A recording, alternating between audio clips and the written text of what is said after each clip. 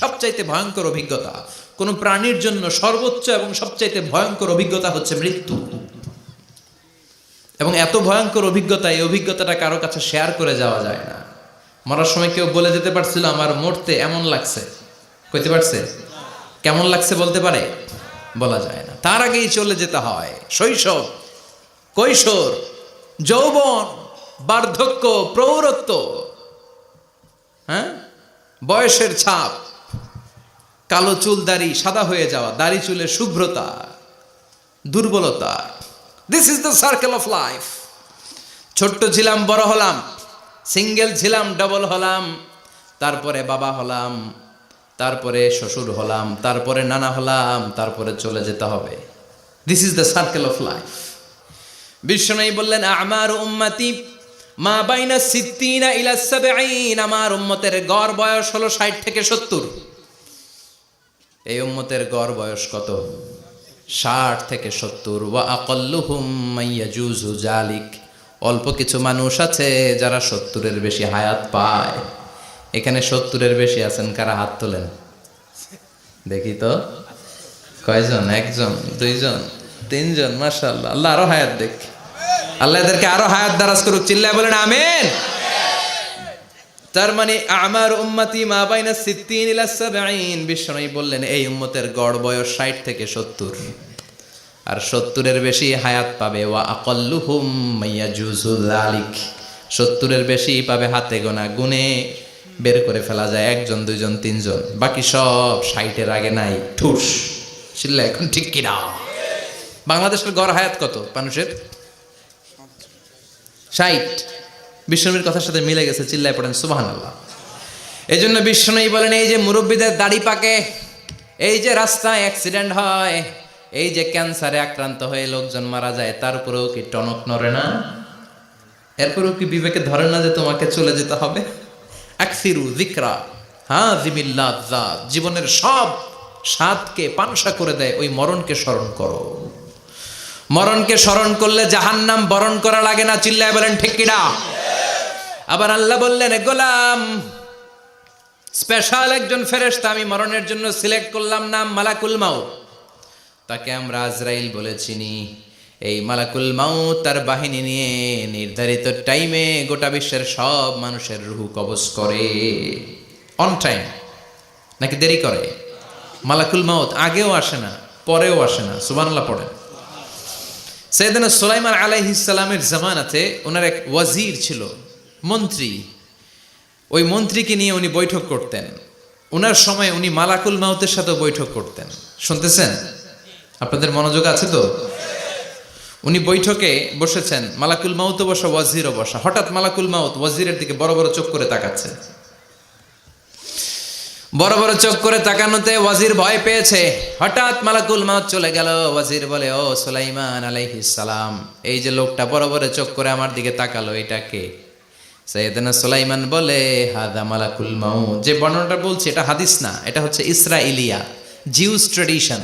কোরআন হাদিসের সাথে কোনো দ্বন্দ্ব নাই, তাই বর্ণনা করা যাবে। বিষ্ণু বলেছেন বাল্লিগু আন্নি ওয়ালাউ আয়া, আবার বলেছেন ওয়া হাদিসু আন বনি ইসরাইল ওয়ালা হারাজ। বনি ইসরাইলের ট্র্যাডিশন বর্ণনা করো, জিউস ট্র্যাডিশন বর্ণনা করো, এতে কোনো সমস্যা নাই। ওয়াজির বলে ও সাইয়েদনা সুলাইমান, বড় বড় চোখ করে যে তাকালো লোকটাকে? সাইয়েদনা সুলাইমান বলে হাদা মালাকুল মাউত, এটা মৃত্যুর ফেরেশতা। ওয়াজিরের কলিজায় পানি নাই। এটা কি ফেরেশতা? শুনে তো পিলে চমকে গিয়েছে। কয় কি? মালাকুল মাউত তো আমার চিনে ফেলাইছে, বাড়ি চিনে ফেলছে, আমার খবর আছে। সাইয়েদনা সুলাইমান আলাইহিস সালাম জিনদেরকে দিয়ে কাজ করাতেন, মেঘমালাকে দিয়ে কাজ করাতেন, বিশাল সিংহাসন নিয়ে পৃথিবীর প্রাচ্য থেকে পাশ্চাত্যে ঘুরে বেড়াতেন। সাইয়েদনা সুলাইমানকে ওয়াজির বলে ও সুলাইমান, মেঘমালাকে আদেশ করে দেন আমি আর এই ফিলিস্তিনের ভূখণ্ডে থাকতে চাই না। আকাশের মেঘমালার উপরে আমারে বসিয়ে দেন, আর বলে দেন আমারে নিয়ে যেন আকাশের মেঘমালা হিন্দুস্তানের ওই দূর পর্বতে রেখে আসে। আকসা আল হিন্দ, হিন্দের সবচেয়ে দূরবর্তী জায়গায় যেন আমার রেখে আসে। সাইয়েদনা সুলাইমান বললেন আকাশের মেঘ যাও, আমার ওয়াজিরকে নিয়ে হিন্দুস্তানের একটা উপদ্বীপে রেখে আসো। রেখে আসা হলো। কিছুক্ষণ পর মালাকুল মাউত সাইয়েদনা সুলাইমানের কাছে হাজির। সাইয়েদনা সুলাইমান বললেন, ও মালাকুল মাউত কই ছিলা? কই একটু আগে হিন্দুস্তান থেকে আপনার ওজিরের রুহু কবজ করে আসছি। সুবহানাল্লাহ পড়েন। এটা আবার কেমন কথা, তুমি ওইখানে গেলা কেন? কয় রব্বুল আলামিন কিছুক্ষণ আগে আমার কাছে পায়গাম পাঠিয়েছে, যাও সাইয়েদনা সুলাইমানের ওয়াজিরের রুহুটা কবজ করো। কবজ করার জায়গা হলো হিন্দুস্তানের উপদ্বীপ। কোন জায়গায়? মালাকুল মাউত এসে দেখে সুলাইমান নবীর সাথে মিটিং করে। ওয়াজির কার সাথে মিটিং করে? সুলাইমান নবীর সাথে। কিন্তু ফরমানে লেখা রুহু কবজ করতে হবে কোথায়? হিন্দুস্তানে। সুবহানাল্লাহ কইবেন না? এই জন্য বড় বড় চোখ করে আমি তাকিয়েছি আর মনে মনে ভাবলাম টাইম তো নাই, কারণ মৃত্যু তো অন টাইমে হতে হয়, এখনই ওর রুহু কবজ করতে হবে। কেমন করে ওইখানে যাবে আমি জানি না, আমি আগে চলে যাই। মালাকুল মাউত চলে গেল, যে দেখে ওই জায়গায় ওয়াজিরও হাজির। সাথে সাথে রুহু কবজ করে আল্লাহর কাছে চলে গিয়েছে। পড়েন সুবহানাল্লাহ। এজন্য আল্লাহ বললেন, মালাকুল মাউত আমি নির্ধারণ করে দিয়েছি, পৃথিবীর প্রতিটি মানুষ মালাকুল মাউতকে দেখবে, চাক্ষুষ দেখবে, ভালো হলেও দেখবে, খারাপ হলেও দেখবে। কার কথা? ভালো মানুষ যদি হয়, আল্লাহওয়ালা যদি হয়, ইসলাম প্রিয় যদি হয়, ডানপন্থী যদি হয়, মৃত্যুর সময় মালাকুল মাউত আলা সূরাতি শাবিন আলা আহসানি সূরা, একজন যুবকের আকৃতিতে চমৎকার ধবধবে সাদা একটা জুব্বা পরে, জান্নাত থেকে জান্নাতি কাফন নিয়ে, হানুত মিন হানুতিল জান্নাহ, জান্নাতের সুগন্ধি নিয়ে মুমূর্ষু রোগীর মাথার সামনে এসে বসে যায় আর দেহটার ইঙ্গিত করে বলে, ইয়া আইয়াতুহান নাফসুত তাইয়্যিবা, ও পবিত্র আত্মা। আরেক বর্ণনায় এসেছে, ইয়া আইয়াতুহান নাফসুল মুতমাইন্নাহ, ও প্রশান্ত আত্মা, উখরুজি ইলা মাগফিরাতিম মিনাল্লাহ, আল্লাহর ক্ষমার দিকে বের হয়ে আসো। উখরুজি ইলা মাগফিরাতিম মিনাল্লাহি ওয়া রিদওয়ান, আল্লাহর ক্ষমার সন্তুষ্টির দিকে রুহুটা বের হয়ে আসো। স্মুথলি বলার সাথে সাথে মুমিনের দেহ থেকে রুহুটা বের হয়ে আজরাইলের হাতে চলে যায়। স্মুথলি বলার সাথে সাথে স্বাচ্ছন্দ্যে আনন্দে মুমিনের দেহ থেকে রুহুটা সা করে বের হয়ে মালাকুল মাউতের হাতে এসে পড়ে। পড়েন সুবহানাল্লাহ। আল্লাহ এমন মৃত্যু তুমি আমাদের নসিবে রেখে দিও, চিৎকার করে পড়েন আমিন। আর যারা ইসলাম মানে নাই, আর যারা কোরআন মানে নাই, আর যারা দিন কায়েমের আন্দোলন করে নাই, দিনকে ভালোবাসে নাই, বাম আর রামপন্থী ছিল, নাস্তিক ছিল, ইসলাম বিরোধী ছিল, তাদের কাছেও মালাকুল মাউত আসে কি আসে না? চিল্লায় বলে না, আসে কি আসে না? তাদের কাছেও আসে, কিন্তু আলা সূরাতি আকবাহি রাজুল, একজনের চেহারা যত ভয়ঙ্কর হতে পারে, যত নিকৃষ্ট হতে পারে, এরকম ভয়ঙ্করতম নিকৃষ্ট দুর্গন্ধওয়ালা একটা চেহারা নিয়ে আসে। রিজলাহু ফিল আরদ, পা থাকে জমিনে, রাসুহু ফিস সামা, হাদিসের বর্ণনা, পা দুইটা জমিনে, মাথা আকাশে। এসে ধমক দিয়ে জালিমের মাথার সামনে এসে বলে, ইয়া আইয়াতুহান নাফসুল খাবিসা, হে পাপাত্তা, হে অপবিত্র আত্মা, উখরুজি ইলা সাখাতিল্লাহি ওয়া গাদাবিহি, আল্লাহর রাগের দিকে, আল্লাহর অসন্তুষ্টির দিকে বের হয়ে আয়। মালাকুল মাউতের এই অর্ডার পাওয়ার সাথে সাথে রুহুটা কিন্তু বের হয় না। মুমিনের রুহুকে ডাক দিলে যেমনি স্মুথলি বেরোয়, কাফিরের রুহু এভাবে বেরোয় নাকি? কথা বলেন। রুহুটা ডানে যায়, ফাতাতাফাররাক, একবার রুহুটা ডানে যায়, আবার রুহুটা বায়ে যায়, আবার সামনে যায়, পায়ে যায়, হাতের মধ্যে ঢুকে ডানে বায়ে যায়। মালাকুল মাউত আবার ধমক দিয়ে বলে, ইয়া আইয়াতুহান নাফসুল খাবিসা, পাপাত্তা বের হয়ে আয়। রুহুটা আবার ডানে যায়, বায়ে যায়, সামনে যায়, পেছনে যায়। এবার ঘপাস করে মালাকুল মাউত রুহুকে ধরে টান মারে। সারা দেহটা থেকে প্রাণ রস সিক্ত করতে করতে দেহ থেকে রুহুটাকে টেনে হিচড়ে বের করে আনে। আর মুমূর্ষু রোগীটা চিৎকার মারতে থাকে। পড়েন না আউযু বিল্লাহ। একটা জীবন্ত ছাগলের চামড়াগুলো জবাই না দিয়ে কেউ যদি টেনে টেনে বের করে, ছাগল জবাই হয় নাই কিন্তু চামড়া এক পাশ থেকে টেনে টেনে টেনে হিচড়ে আপনি গা থেকে বের করলে যত কষ্ট হয়, এর চেয়েও বেশি কষ্ট দিয়ে মালাকুল মাউত বামপন্থী আর কাফেরদের রুহুটা দেহ থেকে বের করে আনে। পড়েন না আউযু বিল্লাহ। আমাদের রুহুটা যেন আল্লাহ, মুমিনদের রুহু আপনি যেভাবে কবজ করান, ওইভাবে যেন আমাদের রুহুটা বের হয়ে আসে। আর জোরে পড়েন আমিন। এজন্য আল্লাহ বললেন, বাল তুসিরুনাল হায়াতাদ দুনিয়া ওয়াল আখিরাতু খায়রুন ওয়া আবকা, পাগলের মতো মোহাচ্ছন্ন হয়ে এই দুনিয়াটার পেছনে ছুটে বেড়াও। এই দুনিয়া আসল নয়, আখেরাত হলো আসল। চিল্লায় বলেন ঠিক কিনা? অস্থির, আমরা অস্থির, আমরা ব্যস্ত দুনিয়ার লোভে আর মোহে পড়ে। আমাদেরকে যে মরতে হবে, চলে যে যেতে হবে, এটা ভাবার সময় আমাদের নাই। চিল্লাই কোন ঠিক কিনা? এজন্য বলা হয় মুতু ক্বাবলান তামুতু, মরার আগে একবার মরো। হাসিবু ক্বাবলান তুহাসাবু আলাইক, তোমার হিসাব কিয়ামতের দিন করার আগে তুমি তোমার হিসাব করো। জীবনে কি কি পাপ করেছি আমি জানি, আমার চেয়ে ভালো কেউ জানে না। চিল্লায় বলেন ঠিক কিনা? কি কি অন্যায় করেছি আমার হৃদয়ের মধ্যে কথাগুলো আছে না নাই? পৃথিবীর কেউ না জানলেও আমি জানি কি জানি না। এজন্য হাসিবু ক্বাবলান তুহাসাবু আলাইক, তোমার হিসাব বসার আগে নিজে হিসাব করো কি কি করলা। আসল মরণের দিন শটান হয়ে তো শুয়ে পড়ো ভাই। মরার আগে আরেকবার মরো। মরার আগে আরেকবার কি করবেন? কথা বলেন। মরার আগে কি করতে হবে? হঠাৎ একদিন বিছানায় শটান হয়ে শুয়ে যান, চক্ষুটা বন্ধ করেন, ভাবেন মরে গিয়েছেন। এই তো মালাকুল মাউত চলে এসে রুহটা নিয়ে গেল। আত্মীয় স্বজন চিৎকার চেঁচামেচি শুরু করে দিল, কান্নার রোল পড়ে গেল চারদিকে। মাইকের মধ্য দিয়ে, মসজিদের মাইকে অ্যানাউন্স হয়, অমুক এলাকার নিবাসী অমুক ভাই আমাদের মধ্যে দুনিয়ায় নাই, তার জানাজা হবে এশার নামাজের পর। সবাই এসে রুহের মাগফিরাত করেন। সবাই আপনারে দেখতে আসবে, কেঁদে কেঁদে লোকজন আপনারে কবর দিতে আসবে। চিল্লায় বলেন ঠিক কিনা? কেঁদে কেঁদে সবাই আসবে, দেখার জন্য আসবে। ছেলেগুলো কাঁদবে, স্ত্রী কাঁদবে, বাবা মা কাঁদবে, বন্ধু বান্ধব কাঁদবে। আর ঘরের মধ্যে রাখা হবে না। এবার আপনাকে গোসল দেওয়ার পালা। চক্ষু বন্ধ করে চিন্তার দরকার আছে না নাই? একটু চোখটা বন্ধ করে ভাবেন, আপনাকে গোসল দেয়া হবে, জামাগুলো খোলা হবে। এত টাকা দিয়ে যে দামি গোসলখানা টাইলস লাগিয়ে ঘরে বানালেন, আপনার শেষ গোসলটা কি ওই দামি গোসলখানায় হবে? লাশ যেখানে ধোয়া হয় ওই জায়গায় ধোয়া হবে। আপনাকে কাফন পরানো হবে। আপনার কলিজার টুকরা ছোট বাচ্চাটারে বলা হবে, আব্বু দেখে যাও তোমার বাবারে শেষবারের মতো দেখো।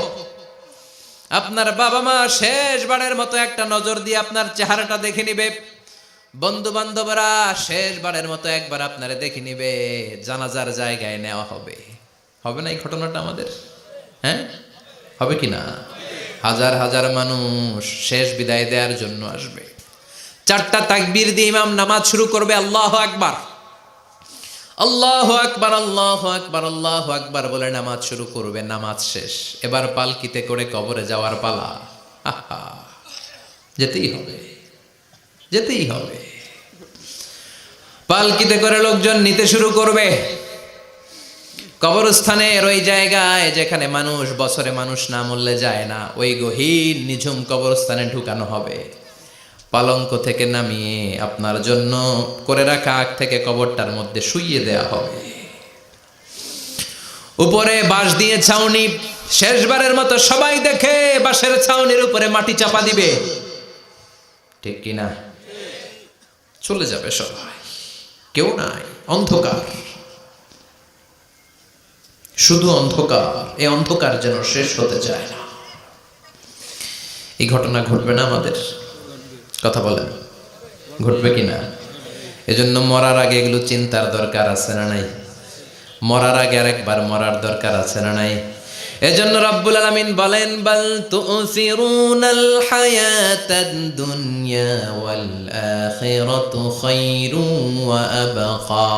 এই দুনিয়ার জীবনটাকে তোমরা আসল জীবন মনে করো, এটা আসল জীবন নয়। আসল জীবন হলো কবরের জীবন। চিল্লায় বলেন ঠিক কিনা? এজন্য লাইফটা হলো one time, one chance. Second কোনো চান্স আপনাকে দেয়া হবে নাকি? কাফেররা বলবে, ইয়া রাব্বি আরেকটা সুযোগ দেন। লাউ আন্না লানা কাররা ইয়ানি মাররা, আল্লাহর একটা সুযোগ যদি পেতাম দুনিয়াতে ভালো করে আসতাম। আল্লাহ বলবেন, ইন্নাহা কালিমাতুন কাইলুহা, এটা শুধু তাদের মুখের কথা। তাদেরকে আবার সুযোগ দিলেও তারা কিচ্ছু করবে না। চিল্লায় এখন ঠিক কিনা? এজন্য একটা চান্স আমরা পেয়েছি, এই দুনিয়ার ওয়ান চান্সে আমরা ভয় পাবো একজনকে। চিল্লায় বলেন তিনি কে? এজন্য যেতে আমাদেরকে হবে। এই মরণ থেকে পালানোর কোনো সুযোগ কেউ পালাতে পারে নাই। এই মরণ হলো আখিরাতের প্রবেশদ্বার। মরণ নামক পালকিতে চড়ে আমরা কবরের ভেতরে ঢুকি। মরণ হলো প্রথম পর্ব, কবর হলো দ্বিতীয় পর্ব। যেরকম ঠিক কিনা? এজন্য বিশ্বনবী বললেন, আল কবর রাউদাতুম মিন রিয়াদিল জান্নাহ আও হুফরাতুম মিন হুফারিন নার। কবর হলো কারো জন্য জান্নাতের বাগান, কারো জন্য জাহান্নামের গর্ত। আমরা বলি, আল্লাহ আমাদের কবরটারে জান্নাতের বাগান বানাও। আরো জোরে পড়েন আমিন। আবার বিশ্বনবী বললেন, ইন্নাল কবরা আউয়াল মানজিল মিন মানাজিলিল আখিরাহ। কবর হলো আখিরাতের মানজিলগুলোর প্রথম মানজিল। আখিরাতে একটার পরে একটা অনেকগুলো স্টেশন আপনাকে পার হতে হবে। প্রথম স্টেশনটার নাম হলো কবর। প্রথম স্টেশনের নাম কি? এই কবর নামক স্টেশনে যদি আপনি মাফ পেয়ে যান, সামনের সব স্টেশনগুলোতে মাফের ব্যবস্থা করবে কে? আল্লাহ। আর কবর নামক স্টেশনে যদি ধরা খেয়ে যান, আপনার মায়ের আছে না নাই? লাশটাকে যখন রাখা হয়, লাশটা চিনে কে আমারে রাখলো, কে আমাকে ধৌত করলো, কে আমারে কাফন পড়ালো। এজন্য বিশ্বনবী বলেছেন, মুমূর্ষের সামনে বসে বসে পড়ো, লা ইলাহা ইল্লাল্লাহু মুহাম্মাদুর রাসূলুল্লাহ। লাকিনু মাউতাকুম লা ইলাহা ইল্লাল্লাহ। মুমূর্ষের সামনে দাঁড়িয়ে দাঁড়িয়ে পড়ো, লা ইলাহা ইল্লাল্লাহ। এই লা ইলাহা হচ্ছে জীবিতদের জন্য কালিমা, আর আমরা মরার পরে এই জিকির করি। ঠিক কি না? আমাদের দেশের অনেক জায়গায় লাশ নিয়ে কবরে যাওয়ার সময় লা ইলাহা পড়ে না। না, এটা আগের জিকির, মরার আগের জিকির। মরার আগে আপনাকে অ্যানাউন্সমেন্ট দিতে হবে, আল্লাহ ছাড়া কোনো ইলাহ নাই, বিশ্বনবী হচ্ছেন শেষ নবী এবং রাসূল। চিল্লায় বলেন ঠিক কি না? লাশটাকে যখন রেখে দেয়া হয়, বিশ্বনবী যত মানুষকে কবরে রেখেছেন তারপরে দাঁড়িয়েছেন আর বলেছেন, ইস্তাগফিরু লিআখিকুম, তোমার ভাইদের জন্য তোমরা দোয়া করো। ফাইন্নাহুল আনা ইউসআল, এখনই তাকে কবরে সওয়াল করা হবে। কবরে প্রশ্ন আসছে না নাই? কথা বলেন। বিশ্বনবী খাদিজাতুল কুবরা, ওনার প্রথম স্ত্রী খাদিজাতুল কুবরা তাহেরাকে কবরের মধ্যে রেখে দিয়ে কাঁদতে শুরু করলেন। চোখের পানি ছেড়ে অনেক দোয়া করলেন। দোয়া শেষে সব সাহাবারা ঘরে ফিরে যায়, বিশ্বনবী যায় না। সাইয়েদনা আবু বকর বললেন, ও নবী চলেন ঘরে যাই। অনেক তো দোয়া করলেন। বিশ্বনবী বললেন, আবু বকর তুমি যাও, আমি যাব না। এইটা সাধারণ মহিলা না, এটা বিপদের দিনের সঙ্গিনী খাদিজা। মক্কায় যখন আমার কেউ ছিল না, খাদিজা আমারে ভুলে নাই। 3 বছর কাফিররা আমাকে জেলখানায় বন্দি রেখেছে, নাম শিয়াবে আবি তালেবের জেলখানা। আমার স্ত্রী ওই জেলখানার জীবনেও আমারে ছাড়ে নাই। আমার সাথে 3 বছর খাদিজাও জেল খেটেছে। এই একটাই মহিলা, যেই মহিলাকে আল্লাহ আরশের উপর থেকে সালাম দিয়েছে, মহিলাটার নাম খাদিজা। আল্লাহু আকবার। আমার সব সন্তান আল্লাহ খাদিজার পেট থেকে দিয়েছে। ফাতেমাতুজ জোহরা খাদিজার মেয়ে, জাইনাব খাদিজার মেয়ে, উম্মে কুলসুম খাদিজার মেয়ে, রুকাইয়া খাদিজার মেয়ে, আবুল কাসেম বিশ্বনবীর ছেলে খাদিজার ছেলে, আব্দুল্লাহ যাকে তাইয়্যিব এবং তাহের নামে আমরা চিনি, সেও খাদিজার ছেলে। সুবহানাল্লাহ। ও আবু বকর, আমার এই কলিজার টুকরা প্রিয়তমা খাদিজারে রেখে দিয়ে কেমনে বাসায় যায়? তুমি যাও, আমি দাঁড়িয়ে থাকবো। এখনই মুনকার নাকির এসে খাদিজারে প্রশ্ন করবে, আমি দেখবো খাদিজা উত্তর দিতে পারে কিনা। আর প্রশ্নের উত্তর যদি ভুল করে ফেলে, কবরের উপর থেকে আমি নিজে প্রশ্নের উত্তর দিয়ে দেব। সাইয়েদনা জিবরাইল বললেন, নবী আপনার আর দাঁড়িয়ে থাকার দরকার নাই, আবু বকরের সাথে ঘরে চলে যান। আল্লাহ জানিয়ে দিয়েছে, খাদিজার কবরের প্রশ্নে যদি কোনো সমস্যা হয়, আরশের উপর থেকে খাদিজার প্রশ্নের জবাব আল্লাহ নিজে দিয়ে দিবে। এজন্য কবরের আযাব থেকে বিশ্বনবী পানাহ চেয়েছেন। বিশ্বনবী বলেছেন, আল্লাহুম্মা ইন্না নাউযু বিকা মিন আযাবিল কবর। ও আল্লাহ, কবরের আযাব থেকে তুমি আমাদেরকে বাঁচাও। পড়েন আমিন। কবরে মুমিনদেরকে 4টা প্রশ্ন করা হবে, কাফিরদেরকে 3টা প্রশ্ন। চিৎকার করে বলেন, মুমিনের প্রশ্ন কয়টা? আর জোরে বলেন। প্রথম প্রশ্ন, মার রব্বুক, তোর রবের নাম কি? আমরা কি বলবো? আল্লাহ আমারে রব, এই রবি আমার সব, দমে দমে তনু মনে তারি অনুভব। আল্লাহ আমারে রব, এই রবি আমার সব। পড়েন আমিন। দ্বিতীয় প্রশ্ন, আমার দিন, উত্তর দিনের নাম কি? ধর্মের নাম কি? তৃতীয় প্রশ্ন, আমান হাদার রাজুল, এই লোকটাকে কে? আমরা বলবো মুহাম্মদ সাল্লাল্লাহু। 3টা প্রশ্নের উত্তর যখন আপনি কবরে করে দিতে পারবেন, অতিরিক্ত একটা প্রশ্ন, ওয়ামা ইলমুক, এই যে 3টা প্রশ্নের উত্তর পাল্লা, কেমন করে উত্তর জানলা? কোত্থেকে শিখেছ? নকল করে আনছো কাফনের কাপড়ে? পরীক্ষার হলে নকল আছে না নাই? হাতে নকল আছে না? পায়ে নকল, মোজার ভিতরে নকল আছে না নাই? মোবাইলে নকল আছে না নাই? নকল থেকে আল্লাহ তুমি বাঁচাও। আরো আসতে কোন আমি। কিভাবে জানলা? কেমন করে? 3টা প্রশ্নের উত্তর শিখলা। What is the source of your knowledge? তথ্যসূত্র কি? আপনাকে বলতে হবে আমি যেই কিতাবটা থেকে শিখেছি কিতাবটার নাম কি? চিল্লায় বলেন কি নাম? এই কিতাবটা হলো কোরআন। আপনাকে বলতে হবে কোরআন থেকে আমি শিখেছি, বিশ্বনবীর হাদিস থেকে আমি শিখেছি। 4টা প্রশ্নের উত্তর যখন পারবেন, ফেরেশতারা বলবে আহলান সাহালান, খোশ আমদেদ, কংগ্রেচুলেশন, বাহ বাহ, তুমি তো চমৎকার পেরেছো। ফায়ুফসাহু লাহু কবরুহু 70 যিরাআন, মুমিন বান্দার কবরটা 70 হাত লম্বা করে দেয়া হবে। ইফতাহু লাহু বাবুন ইলাল জান্নাত, জান্নাতের দিকে তার কবর থেকে একটা দরজা বানিয়ে দেয়া হবে। জান্নাতের সুঘ্রাণ ঠান্ডা বাতাস এসে তার কবরের ভিতরে ঢুকতে শুরু করবে। ইলবাসু লিবাস মিন আহলিল জান্নাত, জান্নাতীদের পোশাক তার গায়ের মধ্যে পরিয়ে দেয়া হবে। আল্লাহু আকবার। আর বলা হবে নাম কানাউমিল আরুস, বাসর রাতে বর যেমনি কনেকে নিয়ে ঘুমিয়ে যায়, তুমিও একটা ঘুম দাও। আলহামদুলিল্লাহ পড়ে মুমিন বান্দা আনন্দের একটা ঘুম দিবে। ইসরাফিলের সিংগার আওয়াজ ছাড়া পৃথিবীর কোনো কিছুই তার আগে ঘুম ভাঙতে পারবে না। আল্লাহ আমরাও যেন সেদিন কবর একটা মজার ঘুম দিতে পারি, তুমি তৌফিক দাও। জোরে পড়েন আমিন। এবার বামপন্থী নাস্তিক আর কাফেরদের পালা, ইসলাম বিদ্বেষীদের পালা, আলেম ওলামাদের শত্রুদের পালা, ইসলামকে যারা বিজয়ী শক্তি হিসেবে মানতে পারে নাই তাদের পালা। চিল্লায় এখন ঠিক কিনা? ওদেরকেও একই প্রশ্ন, রব কে? ওরা বলবে আমি জানি না। আমাদের উত্তর আল্লাহ। ওরা বলবে আমি কিচ্ছু জানি না, আমি সব ভুলে গেছি, আমার মাফ করে দেন, আমি কিছুই জানি না। তবে আমি ইসলাম বিরোধীদের সাথে চলতাম, যারা ইসলাম রে বাস দিত আমি তাদের সাথে স্লোগান দিতাম। এরকম ডাকাইত আছে না নাই? দ্বিতীয় প্রশ্ন, আমা দিন, তোমার ধর্মের নাম কি? কয় আমার ধর্ম নাই, আমার ধর্ম কর্ম নাই, আমি খালি দুনিয়াকে মজা লেলো, দুনিয়া তোমারই হ্যায়, আমি খালি দুম্মা চলে দুম। আছে না নাই?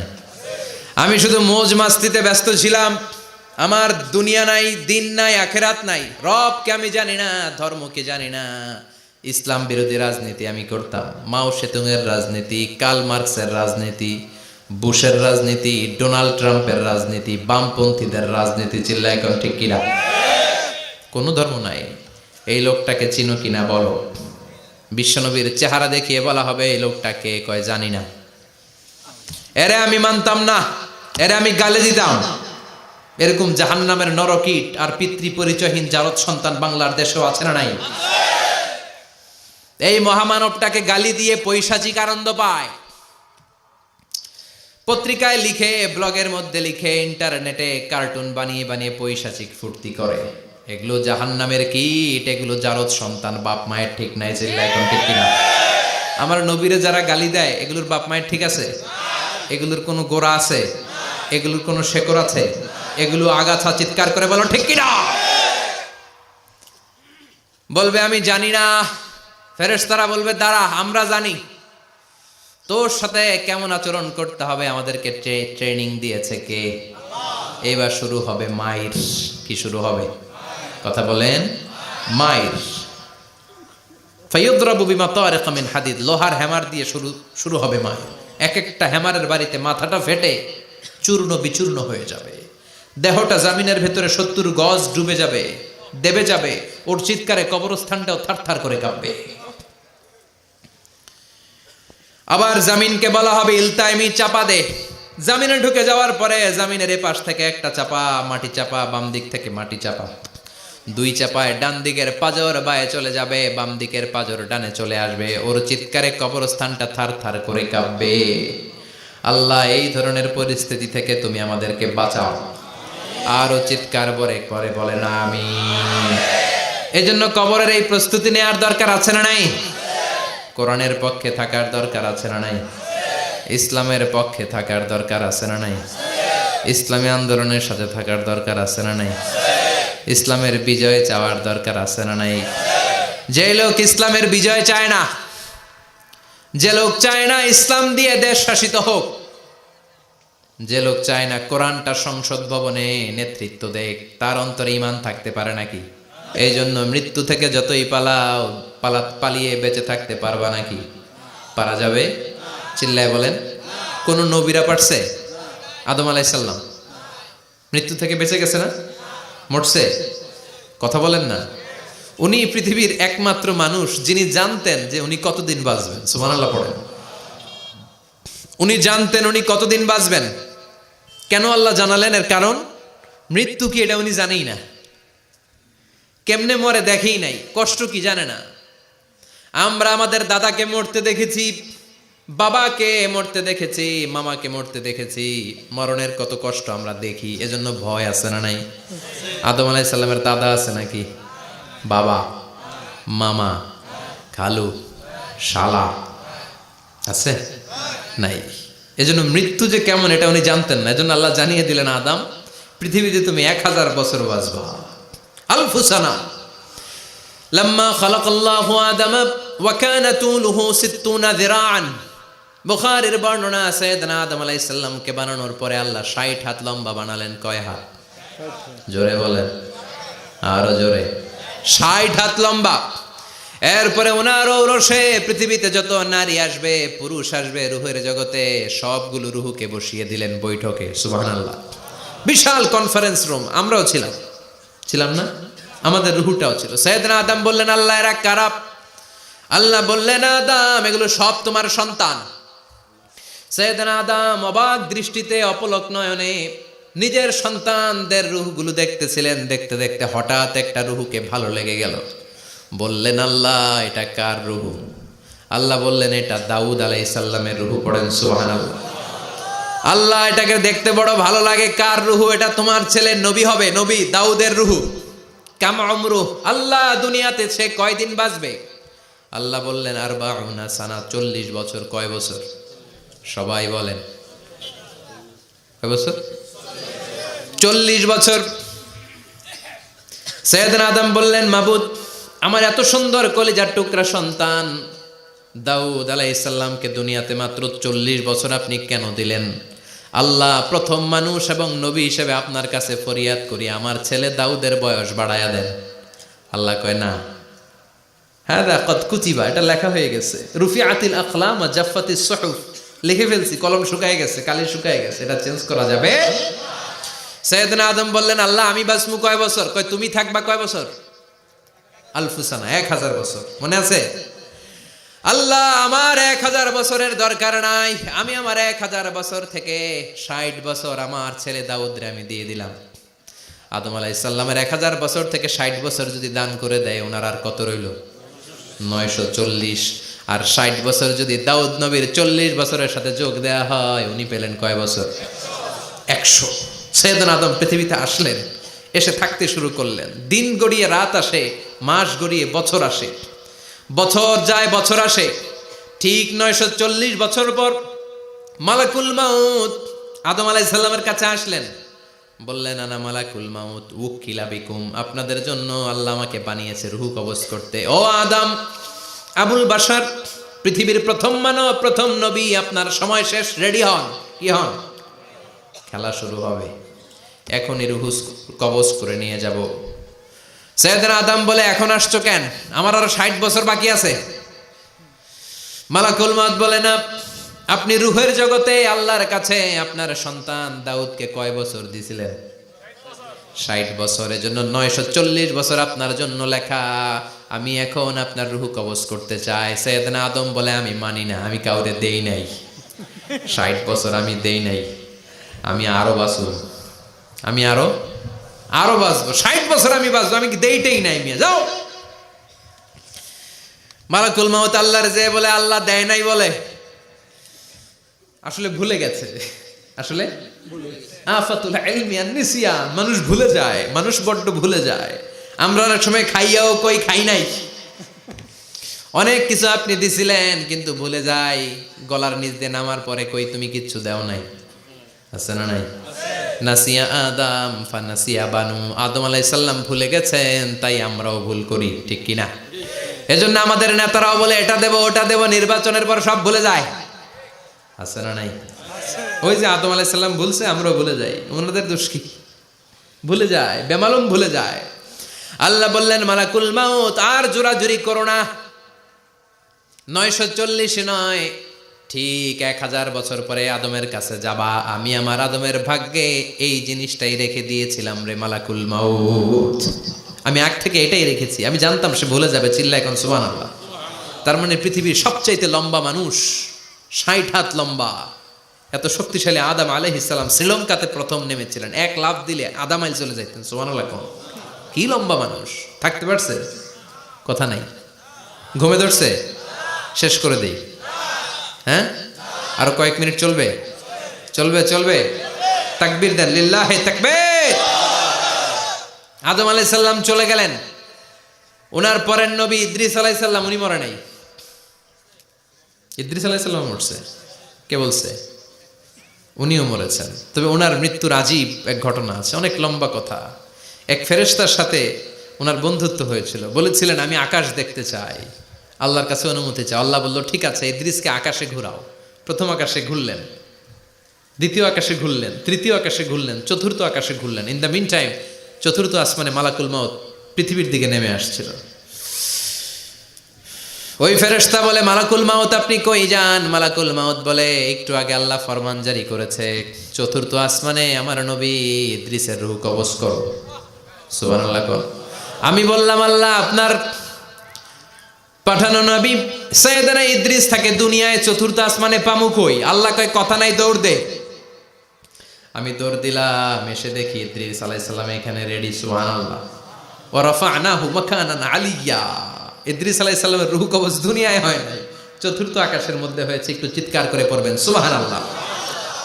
এরপরে সুলাইমান আলাইহিস সালাম, উনি তো মরে নাই, মরছে? উনি জিন চালাইতো, উনিও মরবে? শক্তিশালী একজন নবী ছিল। উনি মালাকুল মাউতকে বলেছিলেন মালাকুল মাউত আমার মৃত্যুর সুয়াইয়া, সামান্য কিছু আগে আমারে বইলো, আমার একটা কাজ আছে। মালাকুল মাউত মৃত্যুর কিছু সময় আগে এসে বলল সুলাইমান টাইম ইজ আপ, সময় শেষ, অল্প কিছু সময় বাকি, কি করবেন করেন। সাইয়েদনা সুলাইমান জিনদেরকে ডাকলো, ও জিনেরা, বিশাল একটা প্রজেক্ট আছে, প্রজেক্টে কাজ শুরু করো। আর কিছু জিনকে বলল চারদিকে গ্লাস ফিটিং করা একটা রুম বানাও। সাইয়েদনা সুলাইমান আলাইহিস সালাম গ্লাস ফিটিং করা রুমের ভেতরে ঢুকলেন। এই রুমে ঢুকার দরজা নাই, হাতে একটা লাঠি নিলেন। কি নিলেন? লাঠির মধ্যে ভর করে দাঁড়িয়ে রইলেন আর জিনদের দিকে তাকিয়ে রইলেন। জিনেরা এত বদমাশ ছিল, সাইয়েদনা সুলাইমান দাঁড়িয়ে না থাকলে কাজ করতো না। ছিল ফাঁকিবাজ। কি ছিল? দাঁড়ায় না থাকলে আজও লোকজন কাজ করতে চায় না, ঠিক কিনা?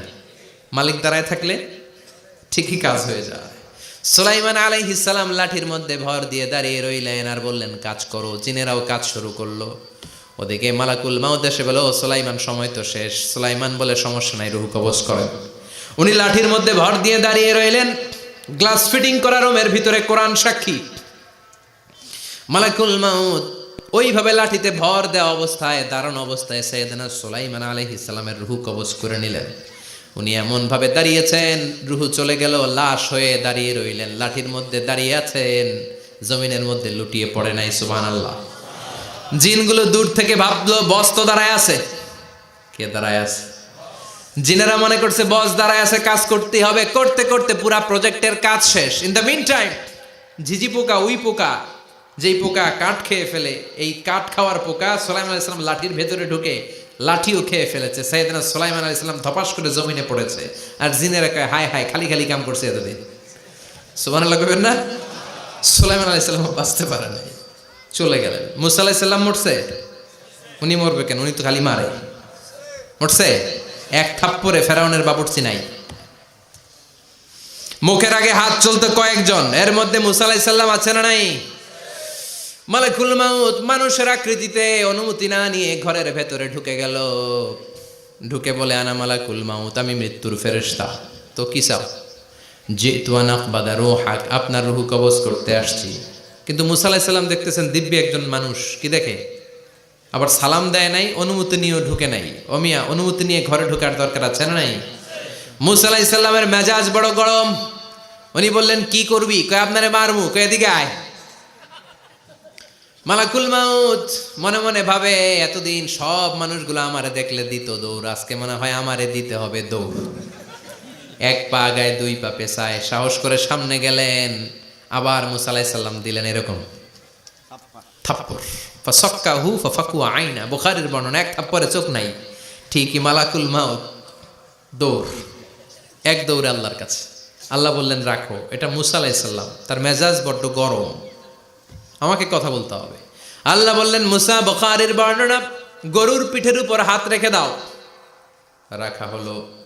তোমার হাতের নিচে গরুর যত পশম, প্রত্যেক পশমের বিনিময়ে এক এক বছর করে হায়াত বাড়িয়ে দিলাম।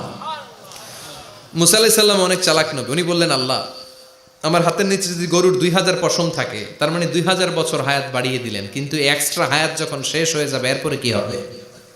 আগে ওইটা বলেন। আল্লাহ বললেন সুমাল মাউত, তারপরে তো মুসা মরতেই হবে, আসতেই হবে। সাইয়েদনা মুসা আলাইহিস সালাম বললেন ফাল আনা, তাহলে আর দেরির দরকার নাই, এখনই আমি আপনার কাছে চলে যেতে চাই। মালাকুল মাউত মুসা আলাইহিস সালামের রূহ নিয়ে উড়াল দিলেন। সুবহানাল্লাহ। বাঁচতে পারছে? বিশ্বনবী মরে নাই, উনি ইন্তেকাল করেছেন। চিল্লায় এখন ঠিক কিনা? ইন্তেকালের আগে বিশ্বনবী প্রচন্ড অসুস্থ হলেন। মা আয়েশারে ডেকে বললেন আয়েশা, মনে হয় আমি বাঁচব না। ওই যে খায়বার বিজয়ের দিন, খায়বার দুর্গ বিজয় করার পরে এক ইহুদি মহিলা আমার দাওয়াত দিয়েছিল। ওই দাওয়াত খেতে যাওয়ার পরে গোশতের মধ্যে বিষ মাখানো হয়েছিল রে আয়েশা। ওই বিষ মাখানো খাসির গোশত খেয়ে যে ব্যথা আমার পেটে উঠেছিল, আজ আবার সেই ব্যথা উঠেছে। বিশ্বনবী ওই বিষ খাওয়ানো গোশতের কারণে ইন্তেকাল করেছেন, তার মানে বিশ্বনবী শাহীদ। জামা আল্লাহু বাইনা নবুওয়া ওয়া শাহাদা, আল্লাহ বিশ্বনবীকে শুধু নবী বানায় নাই, শহীদ হিসেবে কবুল করেছে। সুবহানাল্লাহ কইবেন না? প্রচন্ড অসুস্থ, উনি ছাড়া মসজিদে নববীতে কেউ ইমামতি করার সাহস পায় না। বিশ্বনবী বললেন আবু বকর তুমি যাও, আবু বকরও যায় না। বিশ্বনবী বললেন পানি আনো। বিশ্বনবী পানি দিয়ে ওযু করলেন। ওযু করে কয়েকজন সাহাবীকে ধরে উঠতে চাইলেন, আবার ধপাস করে বেহুশ হয়ে পড়ে যায়। বিশ্বনবী উঠতে পারে না। আবার বললেন ঠান্ডা পানি আনো। পানির ভেতরে বিশ্বনবী 2 হাত ঢুকিয়ে দিয়ে ঠান্ডা ভিজা হাত দিয়ে চেহারার মধ্যে মাসে করলেন আর বললেন ইন্নালিল মাউতিলা সাকারাত, হায়রে মৃত্যুর কি যন্ত্রণা, হায়রে মৃত্যুর যে কি কষ্ট। ও মিয়া, বিশ্বনবী যদি মৃত্যুর কষ্টে কাতরায়, আমাদের অবস্থা কি? আমাদের নসিবে কি আছে? আল্লাহ তুমি বাঁচাও, পড়ে না আমিন। বিশ্বনবী কাঁদছেন, সাহাবারা একের পর এক দেখতে আসে, কান্নার রোল পড়ে গেল চারদিকে। বিশ্বনবীর কলিজার টুকরা নয়নের পুটুলি সাইয়্যিদাতুনা ফাতিমা বিশ্বনবীর কান্না সহ্য করতে পারে না। বিশ্বনবীকে ধরে মা ফাতিমা, সাইয়্যিদাতুনা ফাতিমা বিলাপ করা শুরু করে দিলেন, চিৎকার দিয়ে কান্নাকাটি শুরু করে দিলেন আর বললেন ওয়া কুরবাবা, ওয়া কুরবাবা, হায় হায় আমার বাবার কি কষ্ট, আহা আমার বাবার কি কষ্ট হচ্ছে। বিশ্বনবী বললেন ফাতেমা তুমি কেঁদো না, আমার কষ্ট আজকের পরে আর থাকবে না, আজকে তোর বাবার সব কষ্ট বন্ধ হয়ে যাবে। কি যেন কানে কানে বললেন, ফাতেমা আরো কেঁদে দিল। আবার কানে কানে কি যেন বললেন, ফাতেমা হেসে দিল। বিশ্বনবীর ইন্তেকালের অনেক পর মা আয়েশার কাছে ফাতেমা বললেন, আমি যখন প্রথমে কেঁদেছিলাম আব্বা বলেছিল আমি আর বাঁচবো না রে ফাতেমা। আবার কানে কানে একটা কথা বলার পরে হেসেছিলাম, আব্বা বলেছিল আমার পরে আমার পরিবার বর্গের মধ্য থেকে সর্বপ্রথম তোমার সাথে আমার দেখা হয়ে যাবে রে ফাতেমা। অল্প কয়েক মাসের ব্যবধানে সাইয়্যিদাতুনা ফাতেমা উনিও ইন্তেকাল করলেন। বিশ্বনবী শোয়া থেকে উঠতে পারে না। এক সাহাবীকে দেখলেন মেসওয়াক করছে। বিশ্বনবী মেসওয়াকের দিকে তাকিয়ে রইলেন। বিশ্বনবীর নিথর দেহটা পড়ে আছে। আয়েশারা যে বলবে আয়েশা মেসওয়াক দাও, বলতে পারে না। মা আয়েশা বুঝতে পেরে মেসওয়াক আনলেন, বিশ্বনবীকে মেসওয়াক করিয়ে দিলেন। এবার বিশ্বনবী বললেন ও আবু বকর শোনো, আল্লাহ আমাকে অপশন দিয়েছে। কি দিয়েছে? আল্লাহ বলেছে নবী আজীবন থাকতে চাইলে থাকেন, আর আসতে চাইলে চলে আসেন। আমি থাকতে না চেয়ে আল্লাহর কাছে চলে যাওয়ার ইচ্ছা করলাম। সাইয়েদনা আবু বকর কান্না জুড়ে দিলেন। বিশ্বনবী বললেন আসসালাত আসসালাত, ও আমার উম্মতেরা নামাজ তরক করো না। ইন্তেকালের আগে বললেন নামাজ ছেড়ে দিও না। আর বললেন ওয়ামা মালাকাত আইমানুকুম, তোমাদের অধীনস্থ কর্মচারীদের সাথে খারাপ আচরণ করো না। ঘাম শুকানোর আগে পয়সা দিয়ে দিও। আর হাত দুটো উঁচু করে বললেন আল্লাহুম্মা ইলার রাফিকিল আলা, ও আল্লাহ আমি আপনার কাছে যেতে চাই। এই কথাটা বলে বিশ্বনবীর হাত দুইটা ধপাস করে জমিনে পড়ে গেল, বিশ্বনবীও চলে গেলেন। থাকতে পেরেছে কেউ? চিল্লায় বলেন। এজন্য আমরা আল্লাহর কাছে ইমানই মৃত্যু চাই। কি মৃত্যু? আমরা উত্তম মৃত্যু চাই। চিল্লায় বলেন কি মৃত্যু? এজন্য মরণের আগে ইমান নিয়ে মরার দরকার আছে না নাই? বিশ্বনবী দোয়া করতেন আল্লাহুম্মা রযুকনা হুসনাল খাওয়াতিম, ও আল্লাহ আমাদের শেষটা যেন ভালো হয়। শেষ কথা বলি, এদিকে তাকান, মনোযোগ আছে? বলতেন আল্লাহুম্মা রযুকনা হুসনাল খাওয়াতিম, ও আল্লাহ আপনি আমাদেরকে ইমানের মৃত্যু দেন, আমাদের শেষটা ভালো করেন। কারণ সব ভালো তার শেষ ভালো। জানেন না এটা আপনারা? সব ভালো তার শেষ ভালো। আজীবন ইসলামের পক্ষে, আজীবন নামাজি মুত্তাকি, মরার আগে কাফের হয়ে মরে, এরকম আছে না নাই? মরার আগে শাহবাগের মঞ্চে উঠে ভাষণ দেয়, ভাইয়েরা আমার, আছে না নাই? আবার আজীবন কাফের, ইসলামের বিরোধী, এন্তেকালের আগে কালিমা পড়ে সব মাফ করায়, আছে না নাই? বিশ্বনবীর শ্বশুর আবু সুফিয়ান, নাম শুনছেন? বদরের যুদ্ধে বিশ্বনবীর বিরুদ্ধে, মক্কায় বিশ্বনবীর ঘুমাতে দেয় নাই, উহুদের যুদ্ধে বিশ্বনবীর সাথে ফাইট, খন্দকের যুদ্ধে বিশ্বনবীর সাথে মারামারি, আহজাবের যুদ্ধে কিলাকিলি, সারাটা জীবন বিশ্বনবীর সাথে মারামারি, মক্কা বিজয় কালিমা পড়ে মুসলমান হয়েছে। গোটা জীবনে যা অন্যায় করেছে সব মাফ করে দিয়েছে কে? এজন্য আমরা আল্লাহরে বলি, আল্লাহ কালিমাটা পড়তে পড়তে যেন আমরা মরতে পারি। চিৎকার করে পড়ে না আমিন। জিহাদের ময়দানে এক সাহাবা যুদ্ধ করতে লাগলেন। বুখারীর বর্ণনা, যুদ্ধ করতে করতে কাফেরদেরকে মারতে মারতে, হাদিসের ভাষ্য লা ফাযা ওয়ালা শাযা ইল্লা ইয়াদরিবুহা বিসাইফি, তার সামনে যত কাফের আসে সে কচুকাটা করে। অন্য সাহাবীরা খুশি হয়ে যায়, অন্য সাহাবীরা বলে আজকের সব সওয়াব এই সাহাবী পেয়ে যাবে। কিন্তু বিশ্বনবী হঠাৎ করে একটা কথা বললেন, ওই কথা শুনে সাহাবীরা অবাক। বিশ্বনবী বললেন হুয়া ফিন্নার, ও জাহান্নামে যাবে। কই যাবে? জিহাদের ময়দানে এক মুজাহিদ সাহাবী কাফিরদেরকে মেরে শেষ, কিন্তু বিশ্বনবী বললেন কই যাবে? কথা কয় না। এক সাহাবী কয় ঘটনা কি? এত বড় মুজাহিদ ফি সাবিলিল্লাহ কেন জাহান্নামে যাবে? আমি লুকিয়ে লুকিয়ে দেখি। লুকিয়ে লুকিয়ে ওই সাহাবী দেখে মুজাহিদ সাহাবী যুদ্ধ করতে করতে কাফিরদের বিশাল একটা ঘাটির ভেতরে ঢুকে গেল। মারতে মারতে মারতে মারতে হঠাৎ এক কাফেরের আঘাতে এই মুজাহিদ সাহাবীর ডান হাতটা কাটা পড়ে গেল। এবার ডান হাত দিয়ে ফিনকি দিয়ে রক্ত বের হতে শুরু করলো। মুজাহিদ সাহাবী আর যন্ত্রণা সহ্য করতে পারে না। যন্ত্রণা সহ্য করতে না পেরে কাতরাতে কাতরাতে নিজের হাতের ছুরিটাকে জমিনের মধ্যে গেড়ে দিয়ে ছুরির উপর ঝাঁপিয়ে পড়ল। পেটের এই দিক দিয়ে ঢুকে ওপাশ দিয়ে বের হয়ে গেল, এফার হোফার হয়ে গেল, মানে আত্মহত্যা করলো। ঠিক কি না? জাহান্নামী না? কথা কম। লুকিয়ে লুকিয়ে যে সাহাবা দেখেছে চিৎকার দিয়ে বিশ্বনবীর কাছে যেয়ে বলে আশহাদু আন্নাকা রাসূলুল্লাহ, ও নবী আপনি যে আসল নবী, কোনো সন্দেহ নাই, আমি লুকিয়ে লুকিয়ে দেখেছি। ওই মুজাহিদ সাহাবা বেঁচে নাই, সে কাফেরের আঘাতে শহীদ হয় নাই, নিজের পেটে নিজে ছুরি ঢুকিয়ে আত্মহত্যা করেছে। আজীবন বিশ্বনবীর সাথী, মরার আগে জাহান্নামী। আমরা কেউ জানি না আমাদের শেষটা কেমন হবে।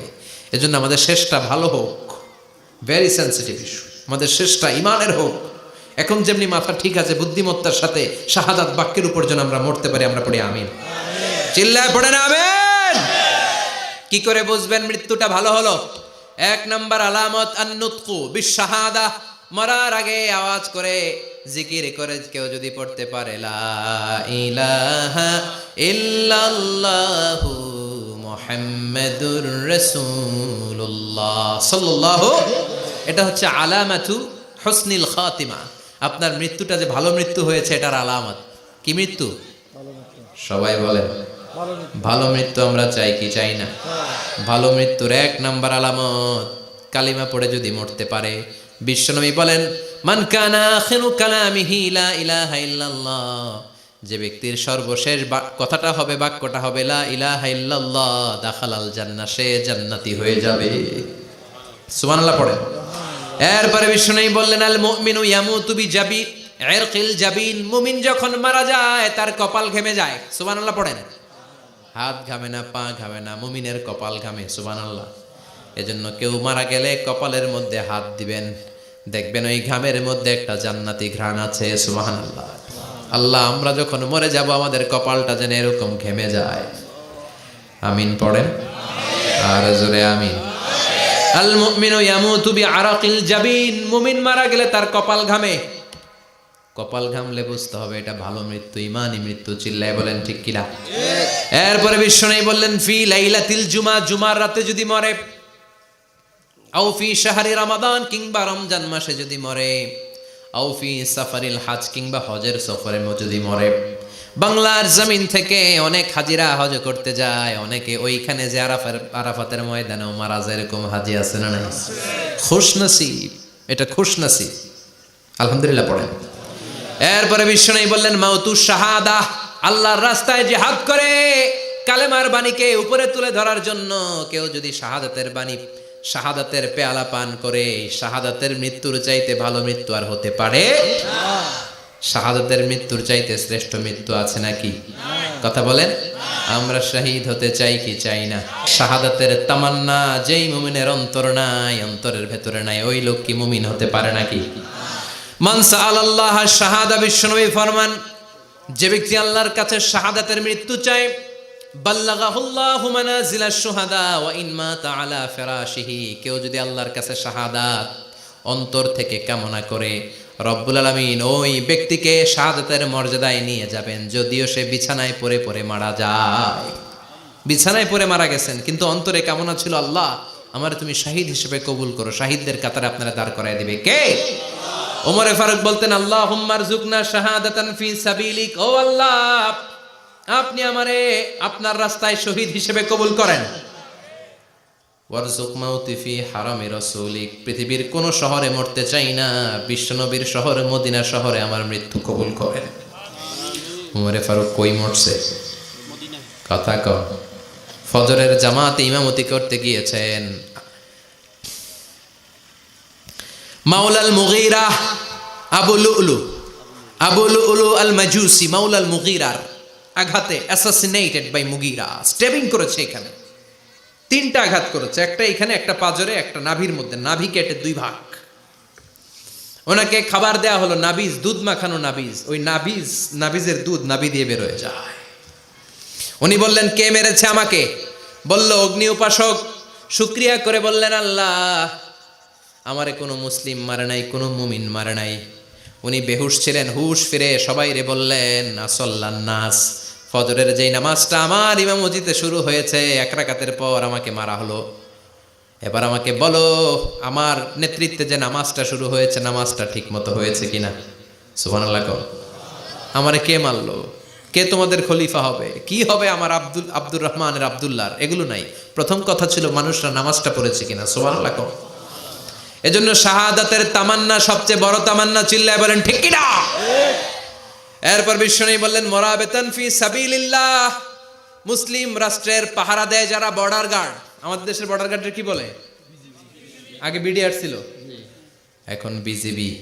আমার বিজিবির ভাইয়েরা না খেয়ে না পড়ে শীতের রাতে দেশ পাহারা দেয়। বিএসএফ এর গুলিতে যদি মারা যায় এটা শহীদ। সুবহানাল্লাহ। এর চেয়ে শ্রেষ্ঠ মৃত্যু আর হতে পারে? এরপরে আল মাউতু আলা আমালিন সালেহ, কোন ভালো কাজের উপর মরণ।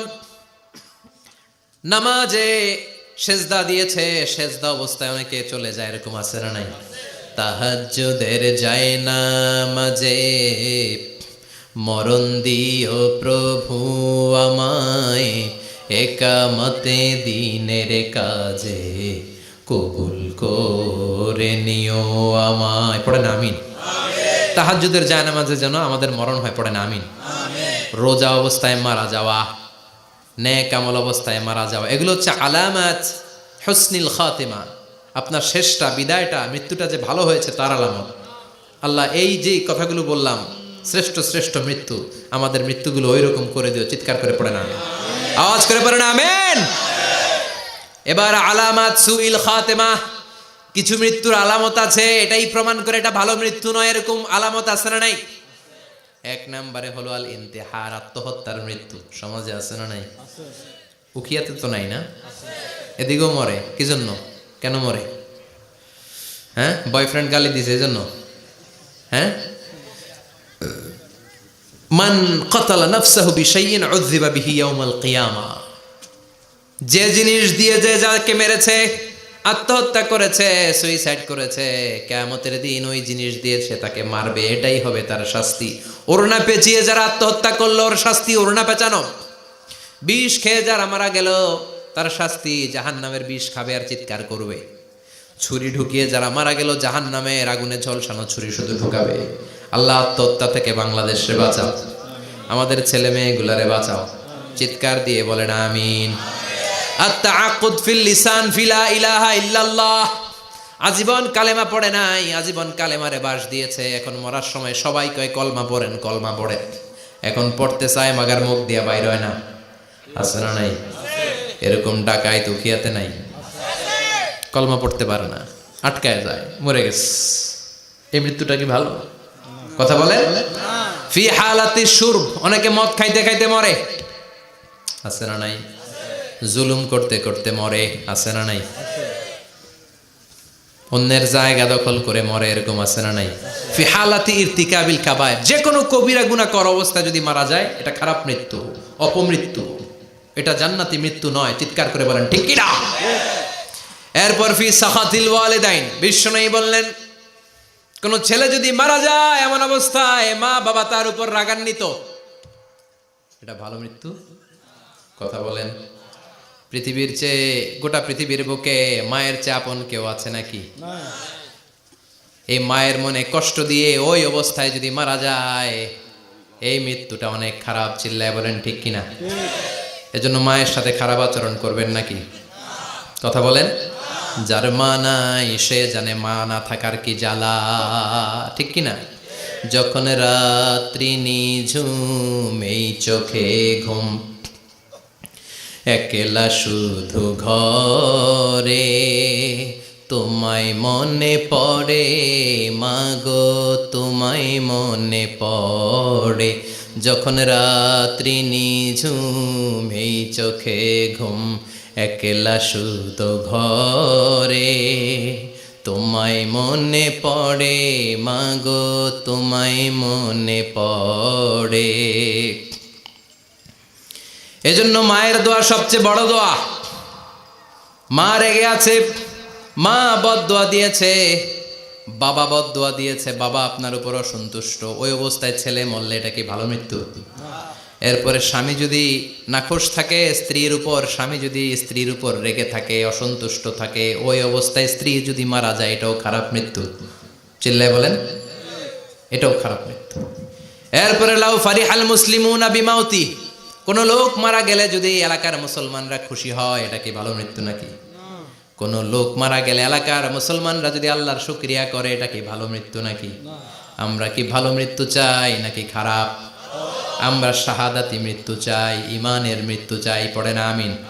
এজন্য রব্বুল আলামিন বলেন বাল তুসিরুনাল হায়াতাদ দুনিয়া ওয়াল আখিরাতু খায়রুন ওয়া আবাকা, ক্ষণস্থায়ী দুনিয়াটাকে তোমরা বড় মনে করো, এটা বড় না, বড় হলো আখিরাতের জীবন। এজন্য আখিরাতের জীবনের জন্য প্রস্তুতি দরকার, আছে না নাই? মরণ হচ্ছে সবচেয়ে বড় প্রস্তুতি, মরণের চিন্তা। মান কানা ওয়াইদান ফাল মাউতু ইয়াকফি, যে নিজেকে সোজা করতে চায় মৃত্যুর চিন্তাই তার জন্য যথেষ্ট। আজকের এই আলোচনার পরেও কি আমাদের টনক নড়বে না? আজকের এই কথাগুলোর পরেও কি মৃত্যু নিয়ে আমরা ভাববো না? আজকের আলোচনার পরেও কি আমার হিসাব শুরু হওয়ার আগে আমি একটু নিজের হিসাব কষে নিব না? আল্লাহ আমাদের সবাইকে কথাগুলো বুঝার ও আমল করার তৌফিক দান করুক। আমরা পড়ি আমিন।